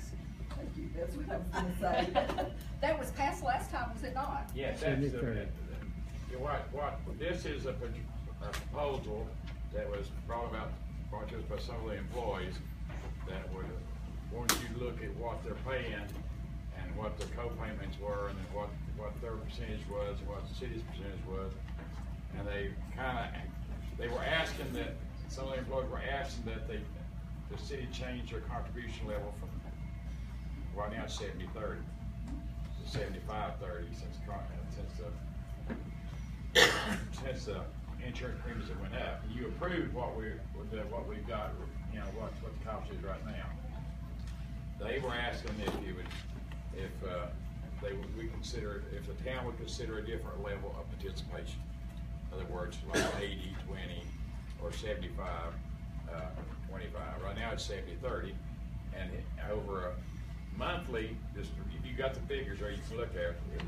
Monthly, it's like for the town, you're talking about differences like $2,000, but that's $2,000 a month. And over here, if that's for 80, that's for 75-25. If you go 80, it's $4,000 a month, so that's times 12. So, it's more. It's really about. It's not just 1,000 or 2,000 or 4,000. It's 12 times that. What he's talking about on 75% would be about $2,300 more a month, $2,350 a month. Yeah. Throw a number out there.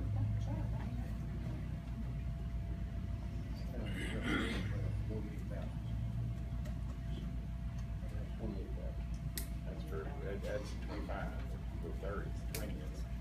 80.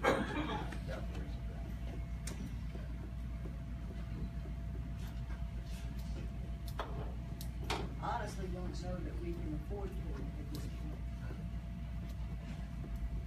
We've got mandatory things we have to do by the state, we've got all these things going on, I don't know that we can afford to change it. Well, I will say this, we've got a budget workshop coming up, and something we can discuss during that time as well. Maybe that's what we need to do. So the motion needs to be made to table this to a workshop and then discuss it? Yeah. I put that in motion, Mayor. Okay. I'll second. Motion to postpone, by Alderman Maggie Christian, and a second by Alderman Diane Adams. Any other discussion? All in favor, aye? Aye. Opposed? Okay, motion carries.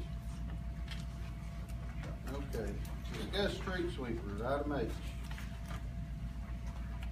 The representative from the one that was put on display, we're both of the mayor and alderman, are back here if there's any questions, so he's back there in the corner. The one made you want to drive. The one Maggie drove, yeah. Looked like she's driving anyway. I'll say this, I personally still don't think we need a street sweeper in town that much for our streets. That's just me. I mean, the money we gonna be paying out, and you hear the mayor say it'll be just occasionally we'll use it, we're not gonna use it on every street. That is a lot of money to put out. Yeah. Now, I've heard there's an alternative that we can, lease like 40 hours a year or whatever, however we wanna do it from Kingsport. Yeah. You wanna elaborate on that? I'd get Gary to, cause Can I get a motion, we bring it to the floor for discussion? Oh, sorry, I make a motion. I'll second it. Okay, I got a motion, I got a second. Diane Evans and Maggie Christian, all in favor, aye? Opposed? Okay, board vote for discussion. okay, I'd like to ask the city manager to discuss the issue with Kingsport, because We he have and a I had contract with discussed it. Kingsport that we signed several years ago that they offer us certain services and we can contract those services out. And we've used Kingsport a couple of times, especially during like the block party and other things. They use their street sweeper and they don't just let us borrow the equipment. We have to hire their worker also, and we have to pay for a supervisor apparently too. But if you, just give you an idea what we're looking at as far as contractual fees, if we swept for 40 hours, it would be in the neighborhood of $7,000. That's for 40 hours. If you swept for 80 hours, it'd be 14,000 or something like that. I think did I get that? Is that in your packet? No, I don't. No. I can go get it, but that's what it is, $6,900 some like for 40 hours. And if you contract that, do you have to, I mean, is it set in stone that you have to do 40 hours or? No, we you have do just 30 per hours? hour. So it's an hourly basis? Per hour, yeah. Okay. And then you have to, they have to be available for us to use. If they got them tied up, then they're going to service their town first and not ours. And Jason can talk to you about the need for a street sweeper. Jason? I feel a sweeper would be a very valuable asset to see that we have a lot of dirty streets, especially after storms. The 4-lane out here alone, several months back, we shoveled just out of the curb in front of Eastern Credit Union, a whole dump truck load of dirt. We shoveled it in the backhoe bucket and which put it into the dump truck. There is a lot more dirt out here, a lot more debris than what you think. That's dangerous to motorcycles. I feel it's a very much needed piece of equipment. Keep our town clean. We spend all this money on the streets. Why not take care of them? Also, when you like use the water, use the fire engine or whatever, and use the water, doesn't all that go then into the drains? Yes, it Because does. all this stoppage of the drains? These trucks will suck it up and you take it to the landfill and dump it out. It's not stopping up the drains. This particular truck had a hose where you can clean out catch basins, which would be very nice. $169,000. I think that correct? It was a used one too. That's a used one. It has, how many miles? I can't remember. But most of you were here and saw it, so. Yes. Yeah, so. It's 27,500 miles. The new one's about 220, 219, maybe more than that's going what you get.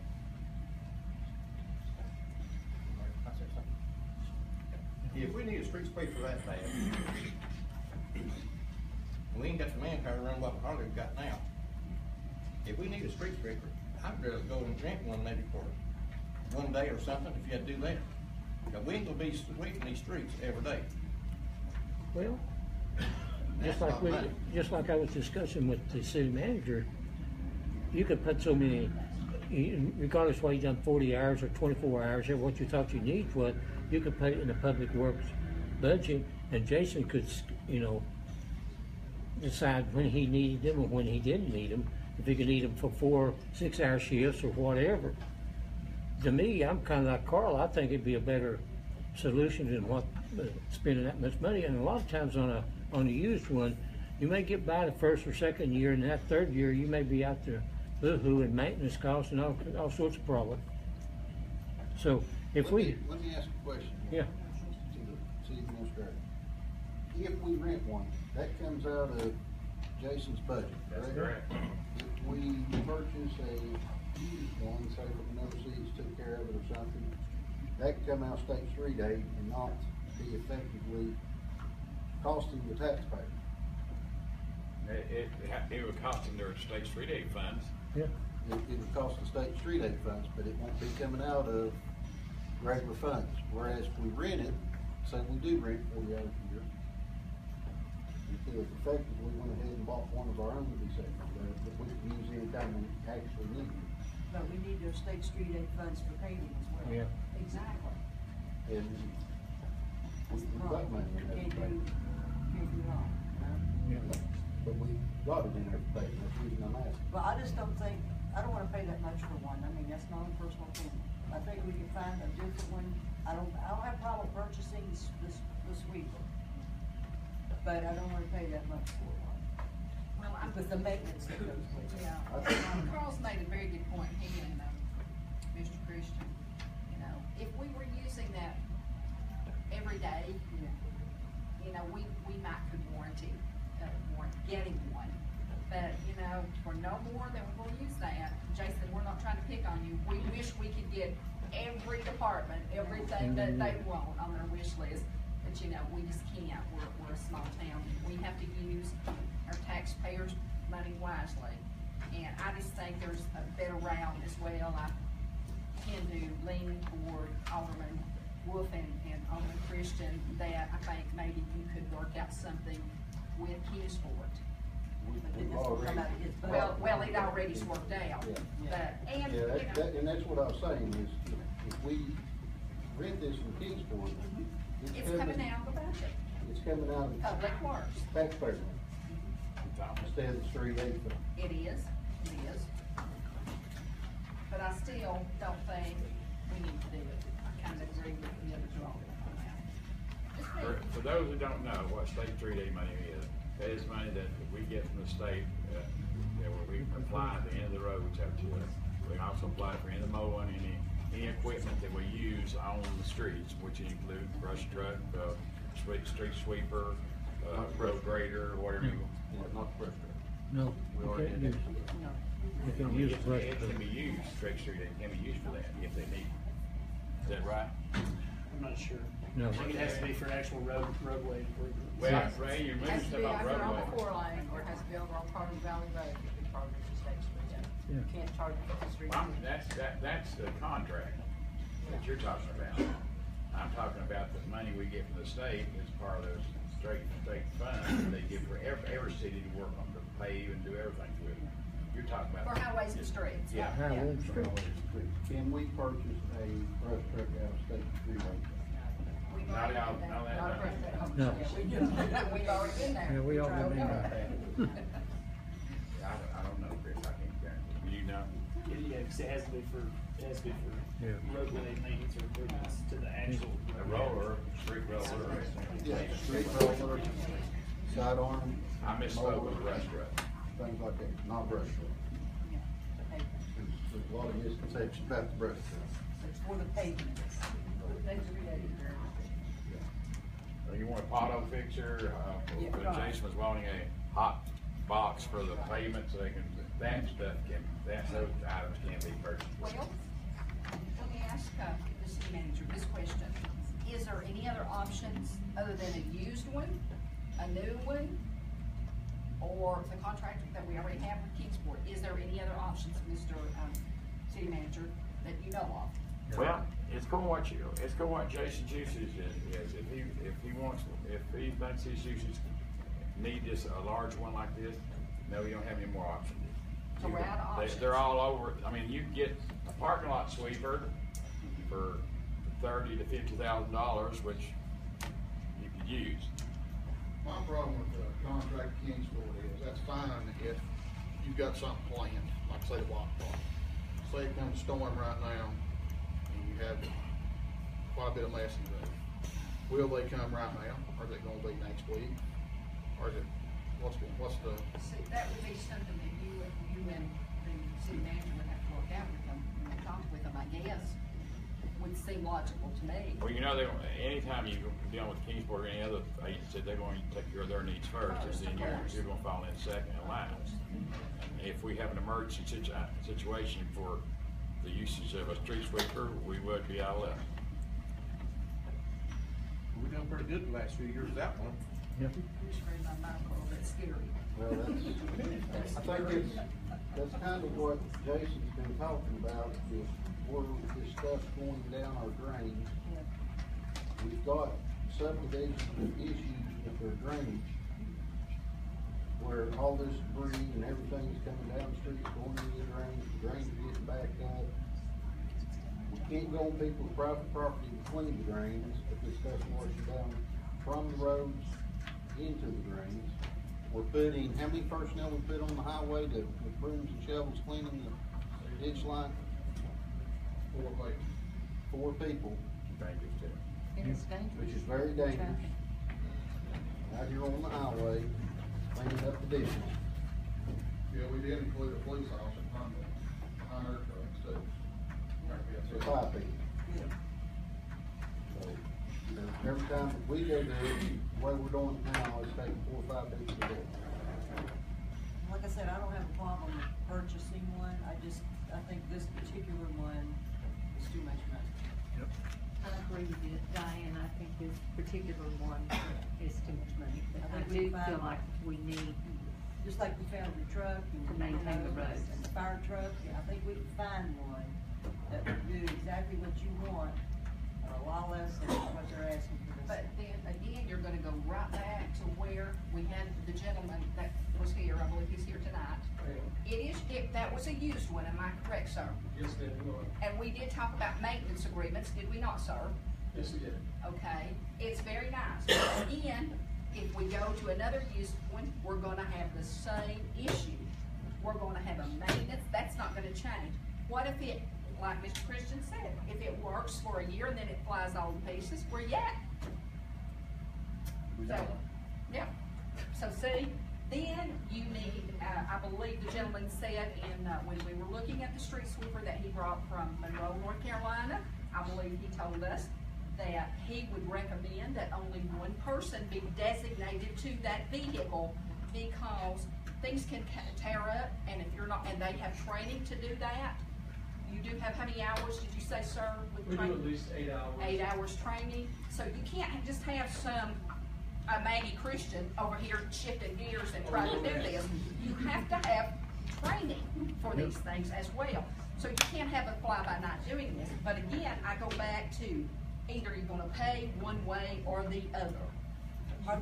Is the maintenance come out of State Street aid as well? No.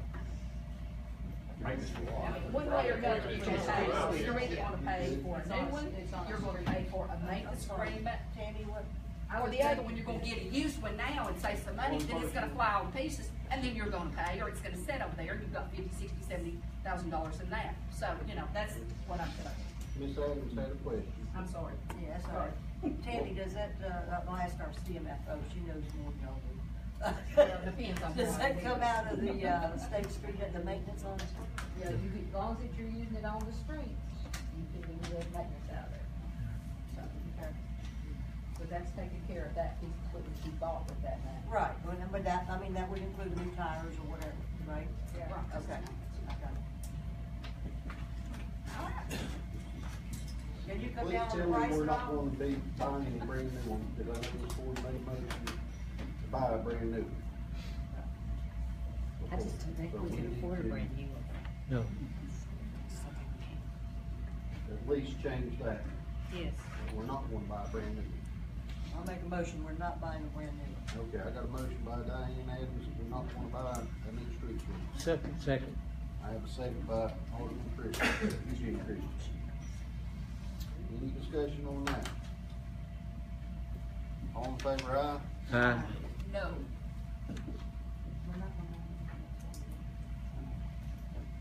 Was that, you No, agree? my motion is, go ahead, I'll vote yes on that. I'm sorry. I misunderstood the question. Misunderstood the question. Yeah. Any further discussion on this? Can we ask you a question, Mr. Mayor?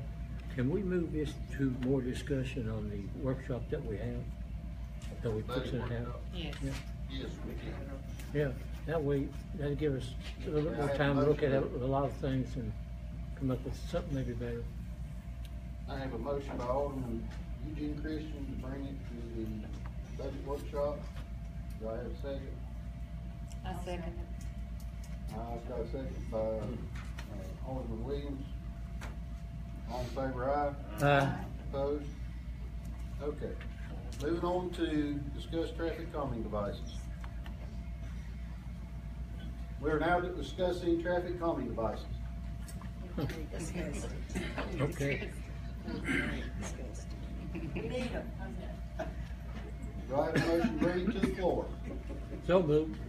Got a motion by Alderman Christian. Do I have a second? I'll second it.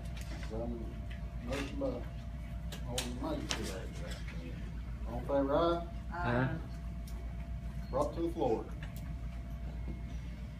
Well, let me ask you this question, Mr. Mayor. Can we put this one on the workshop and give the committee on the traffic common devices a chance to meet and then come back to the workshop and then we can finish up our business with this thing one way or the other? Okay, I have a motion by Alderman Eugene Christian that this goes back to the Committee?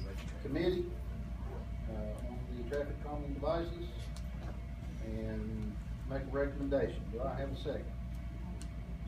Second it. Who seconded it? Ms. Williams. Which one was it then? Okay, Ms. Williams seconded Can that? I ask our CMFO a question real quick about that? You can. Tammy, traffic calming devices, State Street aid? Goes on the pavement? Yes, Yeah. it is. Goes on the pavement? Yep. Yeah, Okay. we can. Thank you. Okay. I have a motion and a second. All in favor to move it to the committee? Aye. Aye. Opposed? Okay. Moving on to set the budget workshop.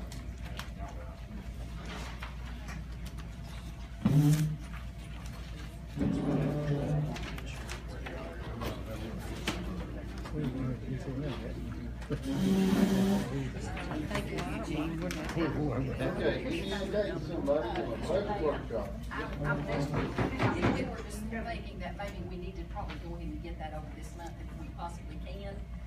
What about Thursday? It has to be advertised. Yeah. So that's not gonna give you enough time, so. We're looking at September. See, and that's, well, it needs to be first September. Yeah. What about the? Friday the first, Monday the fourth, Yeah. no, Monday's Labor Day. Tuesday the fifth, Tuesday the fifth. we got other committee meetings that night. Is it plan commission, what night is that meeting? That's the 12th. Yeah, Right that's now. 12. So if we could do the fifth, We can do the is fifth. that good with everybody? That good with y'all? Oh, yeah. Yes. Okay, what I time? have a motion for the fifth at 6 o'clock. 6 Sounds o'clock. good. So moved. So moved by Alderman Eugene Christian. Have a second by Vice Mayor Wolf. All in favor, aye? Aye. Opposed? Mr. Mayor. But I wanted to say that we probably need to go ahead and get something scheduled with the traffic commerce prior to that. Wasn't that part of the motion? Yes. We need to set a date on that as Yeah. well while we got everybody here. You mean having a A committee meeting. committee meeting? Mhm. Okay, you wanna do a committee meeting on that, you got to go and make the board meeting before we take any action. Yeah. I know, but we were going to discuss it more, what, the motion Before was. the budget. The motion was to do it at the budget workshop, so that's why I'm asking. Can we have a committee meeting first? Well, today's only the 22nd. Yeah, you don't have got right, notification. If we provide notice tomorrow, that'll be over a week. Yeah, better take it on.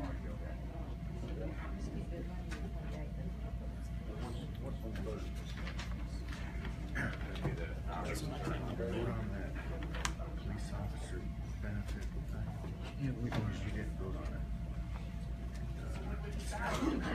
Maybe I'll pull it down. That sounds even better, Carl. Maybe. Put your calendar in front of you. Yes. Voted to bring it up to discussion, but you didn't vote.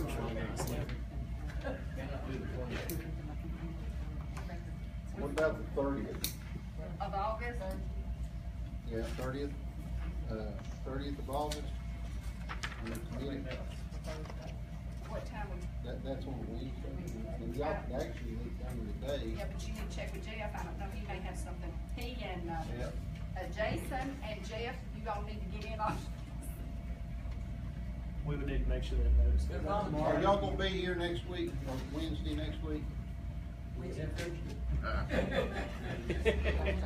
We'll be here. They get off at 4. Say about 2 o'clock. Is that 4 o'clock? 5 o'clock? Can't do it on Wednesday at all? Yeah, after maybe around 6, I don't got it. I could do 6, but I'll take Carl off with him. But you leave me out there. Is 6 okay with you all? Can you all do 6? That's gonna be on Wednesday. Wednesday at 6. Wednesday the 30th at 6 p.m. Sure. Do we provide papers for that? Is that right? Okay. For what, All right, moving on. yeah, they put that on, Yeah, so Chris, we need to make sure. yeah, you put that notice, just like you did me. I got it. Yeah, I didn't know who would be doing it, but we'll take that out tomorrow for sure. I will. Thank you. You're welcome. Discuss city administrator resignation. Do I have a motion to bring it to the floor? I make that motion. I'll second that. By Lady Christian, and a second by Vice Mayor, Wolf. All in favor, aye? Aye. Opposed? Got to the floor.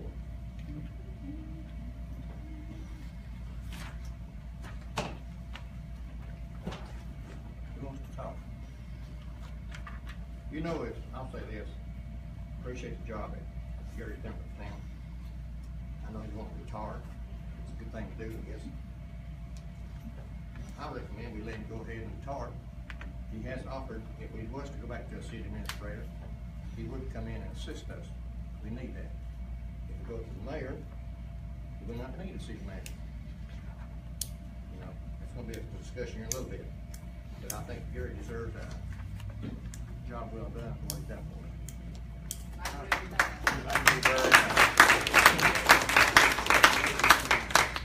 Mr. Mayor, I'd like to say something along that same line to Gary, and I know that you have, I just want to say myself, I'm very humbled that you came out of retirement and took your time, because I know you love the city, I know you do, and that you've taken that time to come out and help the city when it was in dire need of help.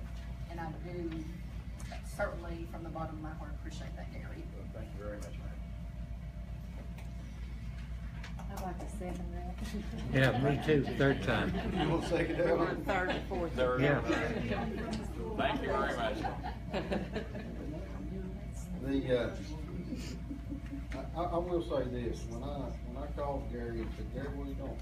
And I'm sitting here at the house, I said, mind if I make you city administrator? He said, what?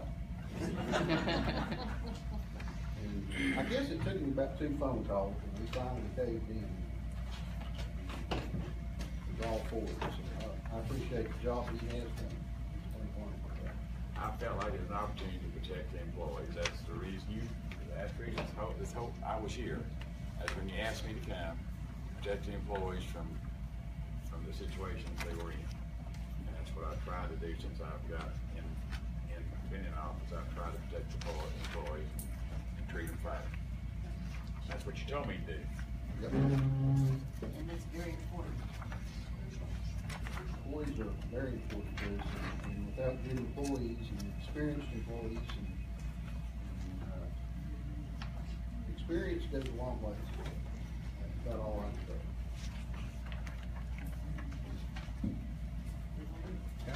That's good.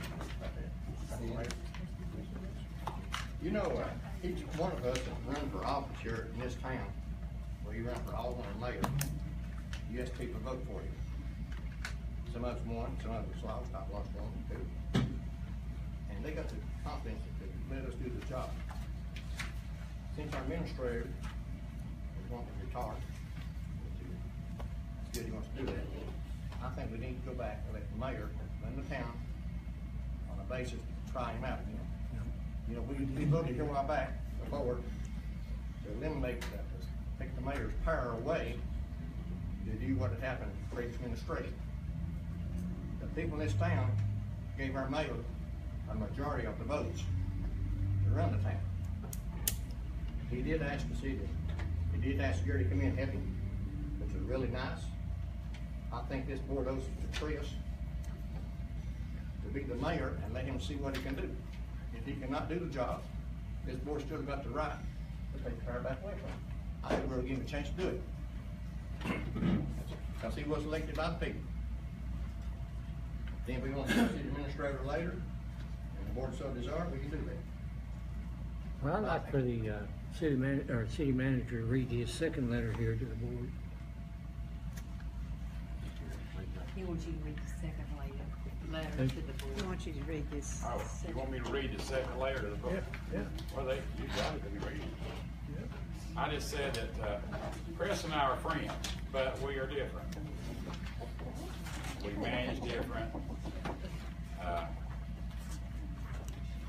I'm a little more cautious. I'm a little slower paced. I've been around the employees for a lot more, all of them, than he has, and I got a little bit higher confidence level in our employees than I think he does. But, you know, if you want to go back and let Chris run the town, I'm not going to judge. I'm just going to tell you, good luck. I'm not saying anything bad against Chris at all. I don't mean it that way, but it sounds that way.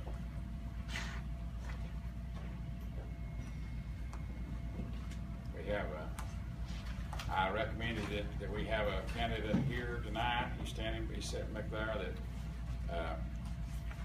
that is fully qualified to be a city manager, assistant city manager. He's also fully qualified to be a city recorder, and he is almost certified to be a CFO, chief financial officer.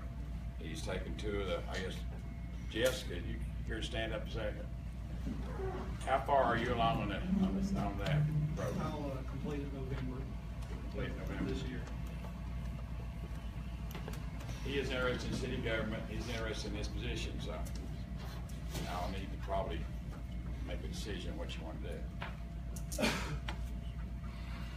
And I will say, just if I may interject, that whatever the board decides, if the board holds a vote to either transition back into a strong mayor form of government or to remain with the current form, if we were to transition back, we have to do that by ordinance with 2 readings. I'd have to draft an ordinance essentially undoing the changes that we put in place, I guess like a year and a half ago now. So that would be a longer process. Just so everybody knows, it wouldn't be an overnight thing. I just think when a town votes for a mayor, the mayor should have control up to a certain point.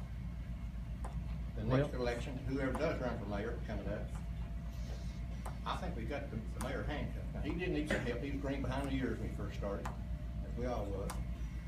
I think we owe it to the mayor, give him an opportunity to see what he can do. Well, Then if we decide our administrator, it's because somebody recommends so-and-so back there, whoever it is, I think we need to be advertised and really looked at. but I will say this, he run as a street mayor, and he also run with the city administrator. So he knew when he run exactly what the job was. And at this point, I'm not in favor of changing it. I'm in favor, like Pat Harding staying with the city manager. Because that way, the employees know who they answer to, and they know what the situation is. And we all supported a weak mayor on the other mayor, and we changed the rules, and he took two readings to do it. And like I say, when he ran as a weak mayor, and he ran as having a city administrator.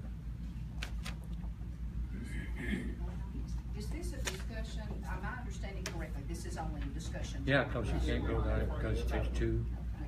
You have to have an ordinance. Well, since we're discussing, I'll tell you what my view is on city manager portion of it. I think we could save money by hiring a city manager as also the city recorder. Right. And you put a person downstairs, minimum wage employee, or better, we wouldn't pay a minimum wage, to handle the window and the typing and the computer input for the city manager. But we could save money in salary between those two positions, and you put a lesser paid, we'll put it that way, lesser qualified person at that window downstairs. And somebody like Marion. I mean, I include Marion, Lord, but she's gonna retire, and that's. I'm gonna take the city manager a break.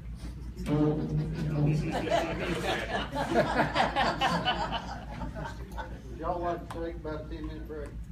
No, we're not voting on anything. No, We're not voting on anything, we're just discussing. Just asking. We got one more to take a break. And this is something else I'll add. Another important aspect of it is that if you decide to revert back, you'll have to essentially vote to take that action. Yeah. And then have a vote on an ordinance, and then another vote on an ordinance. So it may take up to 3 meetings to make that.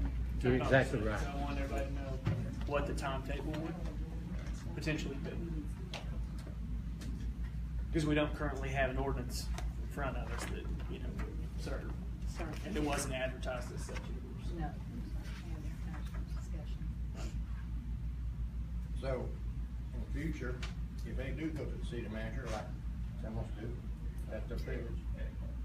Whoever runs for mayor, next go around will be in the same boat, ain't it? Yes.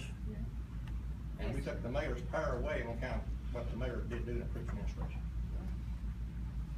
Well, we've tried this other, and we seem like we keep going back to the same old thing. If you look how much progress we made in the last 20 years. City administrator twice. Yeah. And had to go back to a strong mayor because city administrator didn't work. Yeah, but why did we go that way to They all begin got with? their pros, they all got their cons. Yeah. Neither system is perfect. I Right. guess that's the issue that you have to recognize. And I think Pat Hardy did a good job when he was here of explaining that, there's certainly pitfalls with either form that you choose to, place the town under. So. Is there any further discussion? No. Okay, do I have a motion to adjourn? Nope. I'll make that motion. I got a motion by Carl Wolf to adjourn. So we're not gonna do any of the comments or anything else, we're all done? Oh. Page 2. Sure.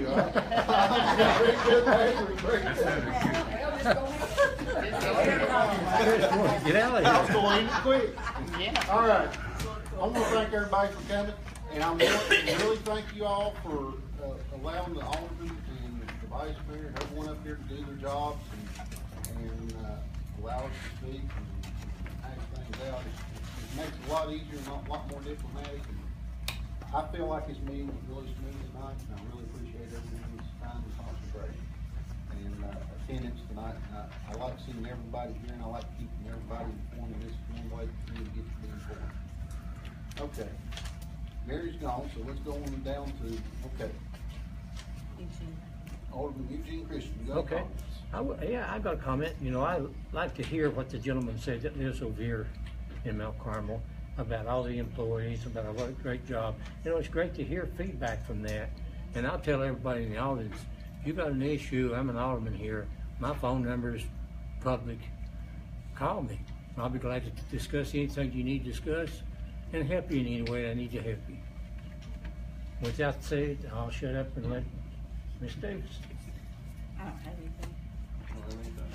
I'd just like to comment on how good it is to work with this board and how everybody can disagree and still remain friends and still remain close. And I appreciate that. I appreciate that we work as adults on this board, and I thank you for that.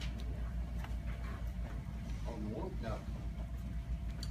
I want to reiterate kind of what Alderman Christian, Alderman Williams said. said this one time, so it's very heartfelt. We have some great employees here. And I've said this before, we can do without this board and have a city manager. And change our government just a little bit. But we can't do without our employees. They're the wheel that makes it turn. And as long, I will say this, employees, as long as I'm serving you, I will do the very best job I can to keep you in a safe, out of the harm's way position. My safety. And I just want to say that and say how much I appreciate you guys.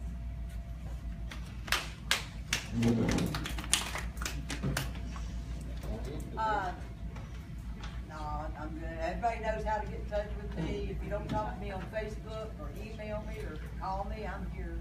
So if you need anything, let me know. Gary, did you have anything? No, I didn't really have anything to say other than, did they make it, why is it bathroom, did they make any decision? Given the time, I will shut my mouth and let us be done. Anything from the department heads? Jim? Jeff? Jason? Oh, gosh, Jeff. Don't need Go home. I move with adjourn. I really do. After the meeting, if any of y'all would like to come over here and look, there's a little camera sitting back here that, it's what we were looking at putting for the security of our treatment plant and our city park and stuff like that. But, the same gentleman that has the handheld photo enforcement has these cameras. And what's unique about it is wherever you put cameras, if you're wanting a 360-degree view, you have to buy 4 cameras going in all different directions. This one camera will do a complete 360-degree view, and it records the complete 360-degree view all the time. So if you're looking at something on your playback and it goes out of the screen, all you have to do is slide your finger across and it will bring that back into view. So if anybody wants to look at the camera, he's got it set up back here and he'll be glad to do it. I know he'd be glad to demonstrate it to you. Just real quick, Mark Hutchins here, used to be with the Governor's Highway Safety Office. He was actually involved in the Governor's Highway Safety Office when the police department took the national championship for traffic safety. But he does have some excellent equipment out here. I know I've looked at his laser radar unit and stuff. Excellent equipment. Can't beat it. There was a private contractor in here today looking at Mark's equipment, and they were very impressed with it, especially his camera systems and stuff. Say y'all go back here and take a look at it. It's top of the line, it's top notch, and it's modern, beyond what's out there and what's in most places. So, do I have a motion to adjourn? I'll second. I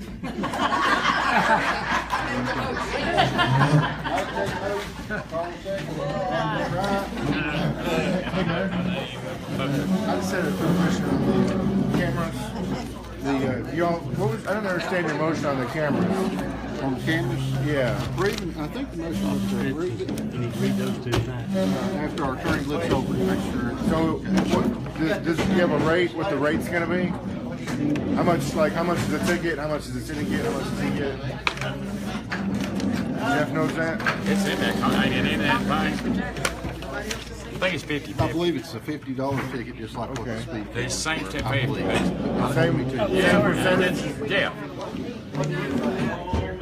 What they're proposing is a 50-50 cut as far as the revenues and how much generated.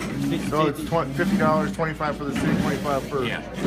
Even 50-50, and then they reimburse us for the salary of the officer out of their 50. Okay, all right. And plus they pay for all the mailings, all the maintenance, all the costs out of their side. And now, you all didn't vote on the police officer extra benefit. What are y'all gonna do with that? We're supposed to bring it up in the budget workshop. Okay. Discuss it in the back. Okay, all right, that's all I was gonna ask you. Thank you.